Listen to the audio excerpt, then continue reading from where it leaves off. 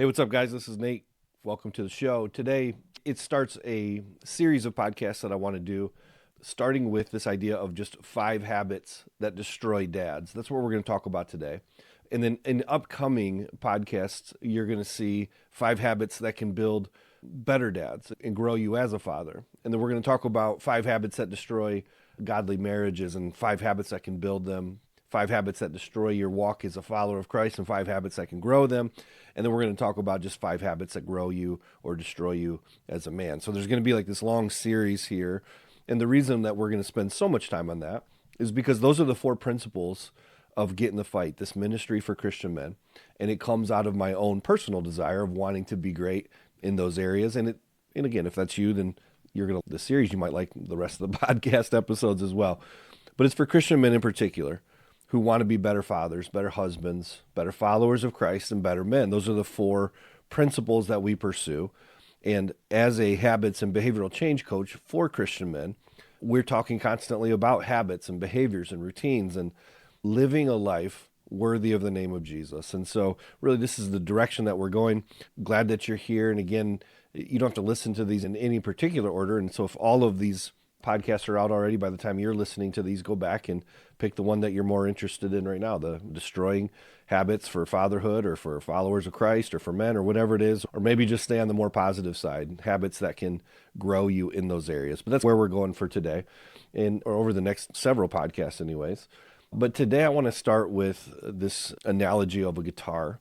And many of you may not know this, but I actually dabble with it. I'm not a great guitar player by any stretch, but I started playing guitar when I was in college. I had a roommate named Doug, and Doug showed me a few things on the guitar, just basically said, here's how you play this chord, here's how you play that one. And that was pretty much it. And just started playing guitar, thinking nothing of it, honestly, never thinking I would actually end up playing guitar or singing songs at church, had zero interest in that, but just was looking for a new hobby. And certainly God has, he's blessed me to be able to do more than that, but it was never what I set out to do. But either way, I play guitar for those of you that don't know that. And so I have some familiarity with this analogy, and I think it'll make sense for you today too. But imagine that, pull out this old guitar, maybe like you, or like me, I should say, you dabble with guitar, but maybe it's been a long time. And just imagine that you've got this old guitar that you have in the closet and it's been sitting there for a long time. You pull the guitar out and it's been in this case and it looks pretty good actually. The wood is still beautiful. The strings are still attached. Everything looks good. And at first glance, everything is fine until what? Until you put your fingers on the guitar and start to strum it. And then all of a sudden you realize, man, this thing is really out of tune. It's not broken. Nothing is snapped off. Nothing is like completely catastrophically wrong, but everything's a little bit off. And when it's a little bit off, it feels very off when you're playing the guitar. No matter how hard you try to play the song correctly, if the strings are out of tune, then everything doesn't sound right. In that analogy, you probably already know where I'm going with that, but in that analogy, I think about fatherhood like this, where you may not be at a spot where things are catastrophically broken, but if you are like a lot of dads, there are things maybe in your life that are out of tune. And I want to just look at 5, and there probably could be so many more for sure. But I want to talk about 5 areas that may be out of tune in your life. Now, I have kids. I have 4 kids. I have one that's married and moved out already. I've got an 18-year-old, a 15-year-old, and an 11-year-old. And in these particular cases, one of the things I think about for myself here is that, like, you think about, man, my kids are already so grown, like maybe it's too late. I just want to say to any dad that's feeling that way, it's never too late. You are always going to carry the title of dad with you. It's a role, it's a responsibility, it's a privilege, it's a blessing that God has given to you until the day that you die. And so it's never too late. It's never too broken. And the reason I know that, even though I don't know your story, is that I know God. And God is able to do mighty things, anything. And so again, this isn't to try to go off course here and talk about stories and families that are so broken beyond repair where it feels like nothing would matter or nothing could change it. But just know, if that's you today, I feel you and I understand that, but I also know God, and I know that we should, until our last breath, pray and ask Him to help, and I know that He hears our prayers. For the rest of us, I want us just to keep getting better.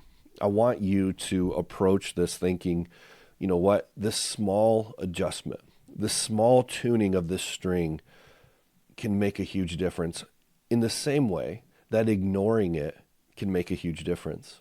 If I pulled this guitar out of the closet and just thought, you know what, it's fine like it is. Sure, I could play the song and it would be terrible. It'd make your ears bleed.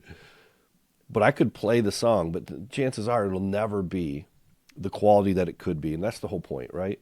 I want you to fight to be the dad that you want to be, that your kids need you to be, and that God made you to be. All right? So today we're going to look at just 5 things, 5 habits, 5 routines, 5 reactions, or however you want to think of this, things that we can correct, things that we can get better at that tend to get in the way. Okay? And so today's podcast, I hope, is just super practical and helpful for you in this way.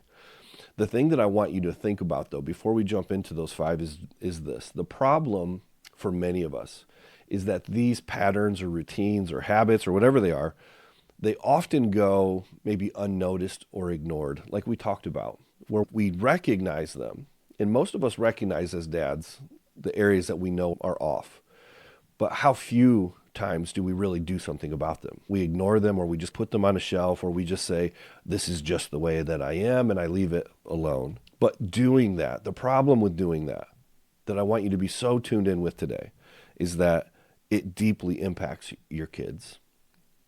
Small adjustments on the flip side of that, though, can have a massive impact in your home and on your kids' lives at any age. And so I just want you to know, like, to ignore it, to go, man, I'm screwed up in this area, and then do nothing about it is the problem. But with God on your side, and just, again, by hearing these words today and acting on them and doing a little bit, changing them slightly, letting God speak to you about these 5 things we're going to look at, and then acting on it, that can change everything. And so I want you to be encouraged with that, and I want you to do something with what you hear today. All right, here's the first of the 5 that I was thinking that I think impact families and our kids in a big way, and it's this. Dads that are present, but they're not engaged. I don't know about you, but it's really easy to be around my kids and have nothing really to do with them, even though they're sitting in the same room. Physically being around your family isn't the same as being emotionally available to them. And what happens, I think, long enough, if this goes on long enough, I think what happens is it's like what gets interpreted from the kids about that. Now, your kids may not be begging you as they get older, especially, for your attention. They might just move on and actually, in some cases, act like they don't even care if you're there. But deep down, what's happening is there's an interpretation of your behavior. And again, they could interpret it in a lot of ways, but one of the ways that your physical presence but emotional distance impacts them is they might just go, you know what, my dad's just, he doesn't really care. And that's the influence that it has on them. That's how they interpret you being around but disengaged. It's like you've heard this phrase before, be where your feet are. Have you ever heard that phrase before? Be where your feet are. You maybe could say be where your kids are. Be where your feet are, be where your kids are. And it just means learning to be present, learning to be fully there. And man, that's hard. Like, I get it. Like, I know what it's like to work all day, to come home, your mind is fried, your body might be beat up, whatever it is. And now you've got these kids that need you. And the last thing that you want to do is be emotionally engaged or fully present. You just want to veg out, right? You want to get to the garage and tinker around and put your mind on something else. You want to go and do one of your hobbies. You want to scroll through your phone and just let the numbness kick in. But dads, I'm telling you, we need to fight this thing. This is one of those tuning habits, like with the guitar, that if you can just tighten this up some, you can get this into tune. You don't have to be engaged emotionally for 4 hours. Nobody has that. But what about 4 minutes? What about just shrinking it down to where there's a little bit of time every single day, small deposits where you're actually present, where you're actually where your feet are, where you're actually where your kids are. Maybe it's just putting your phone away. Maybe it's when you come in, it's like creating a rhythm or a routine where it's like, hey, everybody, phone's down just for 15 minutes. Let's connect. Let's say hi. I want to hear about your day. I don't know. What can you do? When you get to those moments, can you ask lots of questions? People that are great at asking questions come across as those who care, which is, again, the very opposite of somebody who doesn't ask questions, doesn't inquire about their day, and isn't engaged. And so I want you to be thinking about this. Be present, because if you're not present, if you're not engaged, this is one of these small little routines or habits that can destroy your ability to be the best dad that you could be. Number 2, I just said letting anger lead your life. I'm amazed at the amount of times that I hear this and I see this even in my own life. And I'm not exactly sure, even with me, I wouldn't say I'm an angry person, but it definitely is there. There's like an undercurrent of anger, and maybe that's worth investigating and learning more about myself. And maybe if that's you, it's worth investigating and learning more about yourself. But a dad's harshness, a dad's anger can leave deep wounds. And I think it can be worse than he realizes. And this is why I mentioned this here about 5 habits that can destroy dads. Anger has got to be near the top of the list of this. When a kid doesn't feel safe around his dad, major psychological impacts come out of that. And what's interesting, and we all know this, is hurt people. And so the spreading of trouble from your life to your kids, to their friends, to their future relationships with their spouse, right? All of this comes and they're like, I don't even know why I'm this way. But it stemmed from, in a lot of cases, this father wound where the kids didn't feel safe around their dad, where a dad lets anger lead the way. I remember one time where I'm a diehard University of Michigan football fan and basketball fan. And anyways, I was watching the Ohio State game one year, and something happened that didn't go our way. And I smacked the table so hard. I can't do it here on this podcast because it would probably blow your eardrums. But I smacked the table, and I was like, doggone it, or whatever. And I screamed and yelled at the TV. My girls were little. And I just remember them just slowly looking at me with this petrified look of, what was that? Like they hadn't seen their dad angry like that. They hadn't seen that aggressive side of me before. And it just really startled them. It was like, whoa. It's like where everybody slowly moves away and gets out of the room, leaves me to myself. It was one of those scenes. It was fairly harmless. But it really makes the point about, what if it wasn't? What if this is how I am all the time? What if this is how you are all the time? What if your kids don't feel safe around you? Because they never know when you're going to explode in anger. They don't know when you're just going to start getting mouthy with them and saying things that you can't ever take back, right? Maybe for many of us dads, maybe some of you listening today, your anger is leading the way and it's destroying your ability to be the dad that you want to be, that God made you to be. Maybe for you, you just need to learn to pause, feel that thing coming and walk away if you need to. Maybe you just need to pause and say nothing. Maybe you need to just simply learn to say you're sorry, learn to quickly try to repair the damage from that. And here's the last thing I'll say on this one. I love this phrase. I can't remember where I heard it, but years ago I heard it and it stayed with me forever. And it's this: how you say what you say is as important as what you say.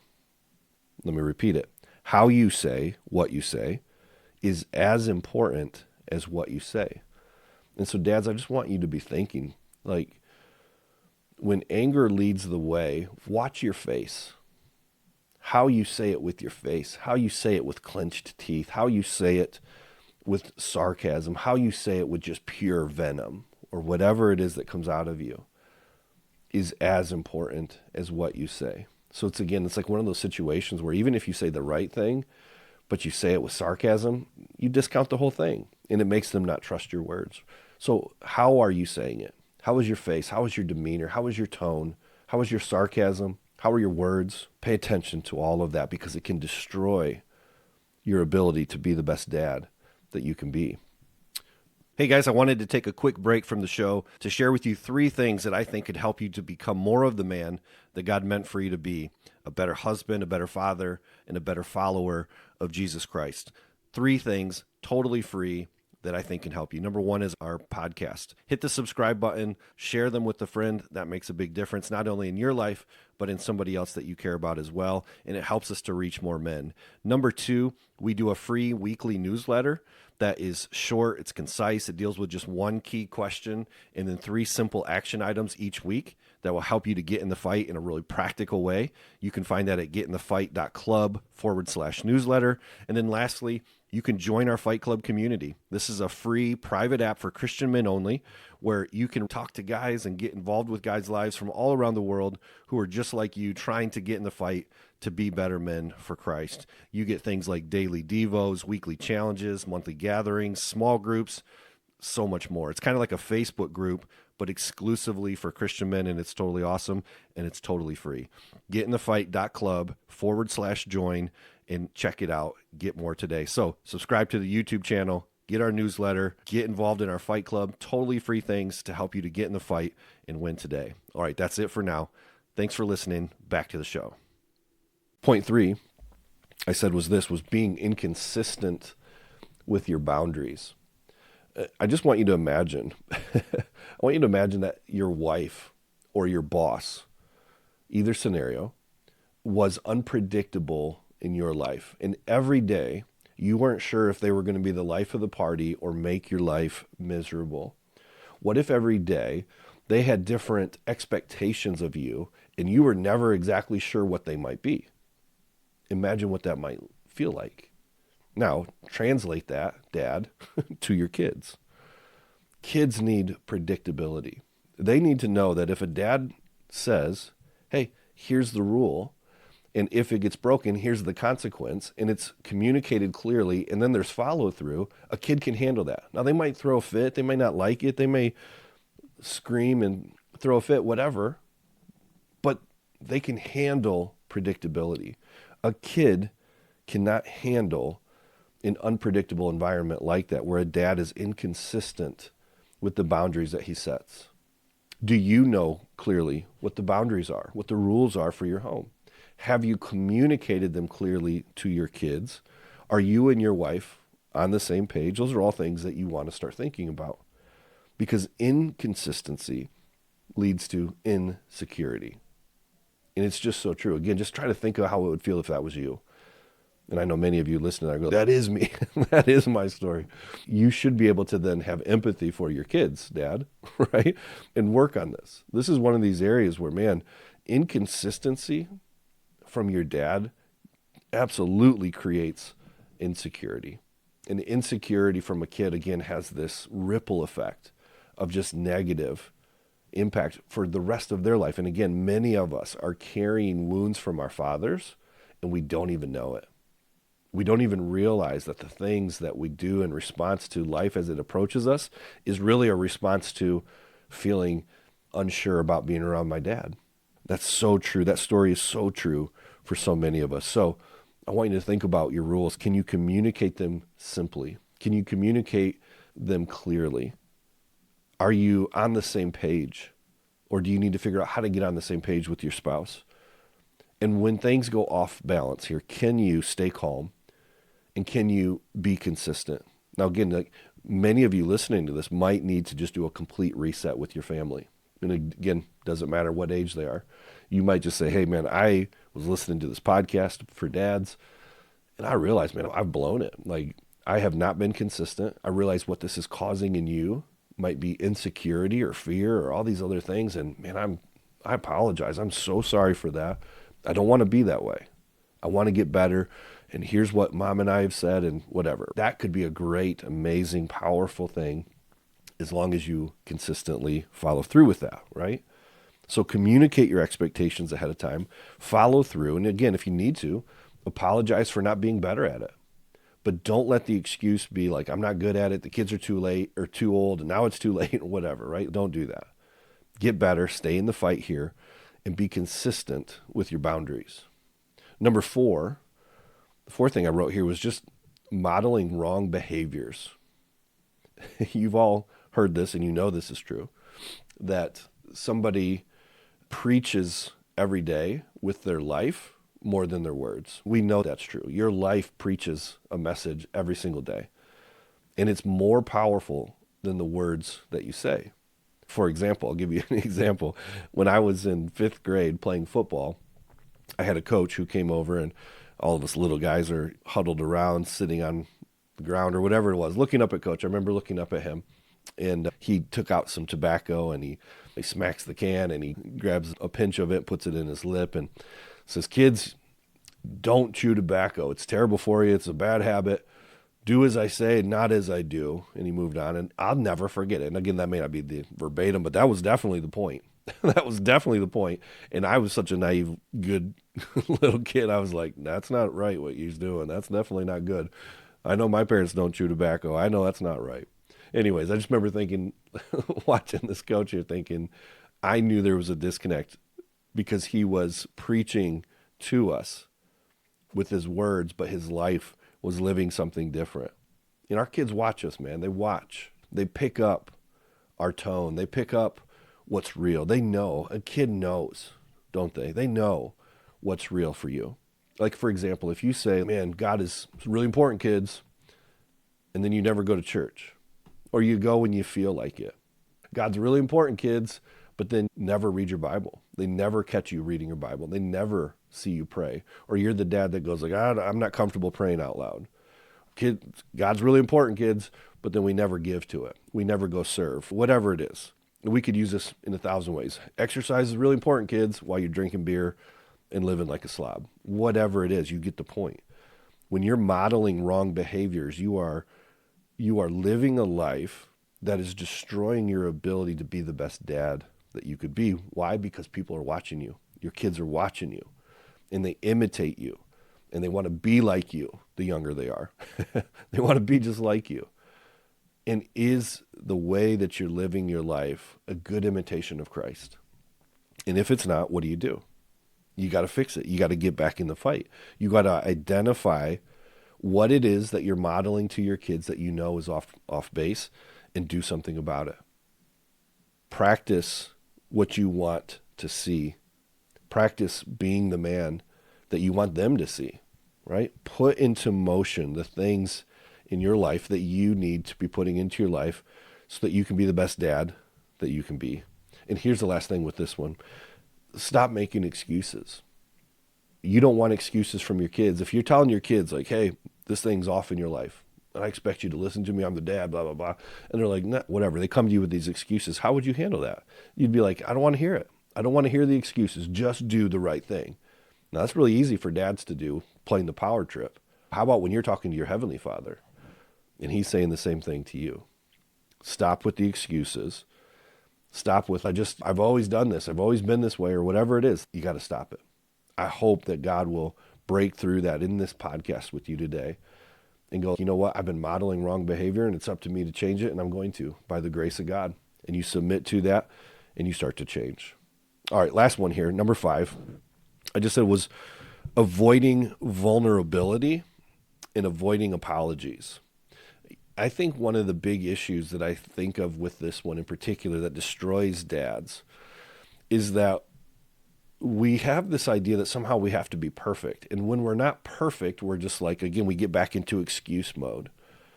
I don't think anybody needs perfect. And that's good news, right? Because you're not, and I'm not. And yeah, I want to be the best I can be, but perfection is Jesus' game, not mine.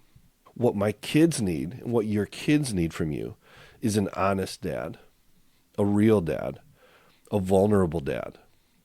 They don't need a perfect one. And in fact, it's that vulnerability that really draws people to you. It's not you going, man, I've nailed this. Like, I'm so good at this. It'll be you going, man, I've screwed this up, but I just so genuinely want to be better. Your kids will know if that's true, right? Pride so often gets in a man's way. Pride creates this distance between your kids and you that doesn't need to be there. Humility, though, builds this family dynamic that is so sweet. And that's what I want you to pursue here.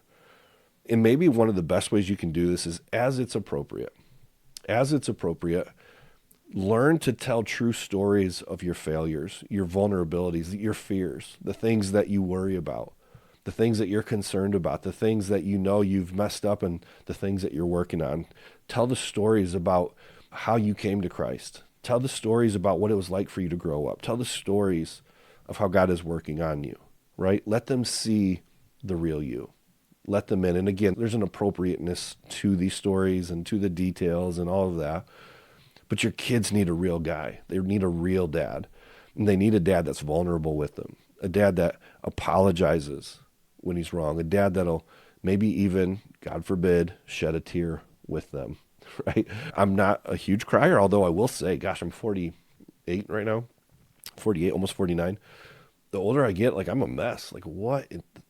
Nobody warned me that the older I get, the more I would just be like, God, just a big crybaby all of a sudden. But I don't cry a ton, but there have been a few times where I will say that being vulnerable with my kids about things that just weren't going right in the home, and I didn't know what to do, that I was struggling with it. I didn't like where we were as a family. I didn't like certain situations, and it teared me up, and I lost it a little bit. In those moments, those were some of the more powerful moments we've ever had as a home. And again, I wasn't trying to be emotional for the sake of emotion. It just came, but I didn't block it either, which I often might. And I guess that's all I'm saying to you is you don't have to tough guy it. Just be real. Just be you. Be vulnerable. And again, it doesn't have to be tears, but many of us need to get past the real men don't cry thing. And just be vulnerable. Be real with your kids. So the 5 things that can destroy you from being the dad that you want to be is when you're there, but you're not really there. Point number 1 was just when you're present, but you're not really engaged. Be present, be engaged, be where your feet are, be where your kids are. And point number 2, we said like anger leads the way. And when it does, man, it destroys so much of the man that you want to be. And it destroys and seeps through that kid's life into so many other areas. And take control of the anger in your life and don't let it lead the way. In point 3, we talked about just being inconsistent with your boundaries. Get clear about that. Learn to say them simply, clearly, calmly, and then have the follow through that if you say something's going to be that way, follow through and make sure it is, but do that in love. Do it in a loving, calm way, but be consistent. Number 4, we said a man that models the wrong behavior but just says the right things really cancels himself. So it's like, what in your life are you modeling that you need to change? Model what it looks like to follow Christ. And then be vulnerable. Point number 5, be vulnerable, be real. Let the kids see the real you. Tell the stories. Let them in, right? This is all, and that guitar analogy in the very beginning, tighten these strings, right? Play a pretty song, write a better story. But like when you go in and you tighten these strings and you get it back into tune, man, like God does these amazing things and he can help you to tighten these things here. And again, this isn't about perfection. This is about God's grace, and it's you submitting as the leader of your home to him and allowing him to work in you to be the best dad that you can be. These 5 habits, these 5 routines, these 5 things can destroy what God wants to do through you as a dad. But if you will humble yourself, if you will act on what you hear here today, if you will stay in the fight to be the dad that God meant for you to be, no matter how old your kids are, then God can do amazing things. And that's what we're praying for you today. Listen, if this podcast, if this episode is helpful to you, number 1, make sure you listen to the next one. We're going to talk about 5 things that you can do to be even better. These are 5 things to be aware of. We're going to talk about 5 things that you can do to be a great dad in the next episode. But also subscribe to this. If you haven't subscribed, do that before you move on with your day here. Hit the subscribe button. It takes 0.2 seconds, right? And then maybe share it. Maybe there's another dad that you think, wow, this is good. And I hope that they can hear it. Maybe you'll share it on your social media or just share it directly with a friend. That would be awesome. All right, that's it for today. Get in the fight. Be the dad that God meant for you to be. And we'll see you soon. Hey guys, thanks so much for being here today and listening to the show. Please be sure to head over to the website at getinthefight.club. And before you go, if you haven't already, please subscribe, click the like button, and leave us a positive 5-star review. It makes a huge difference whenever you do. Have a great day. Go get in the fight.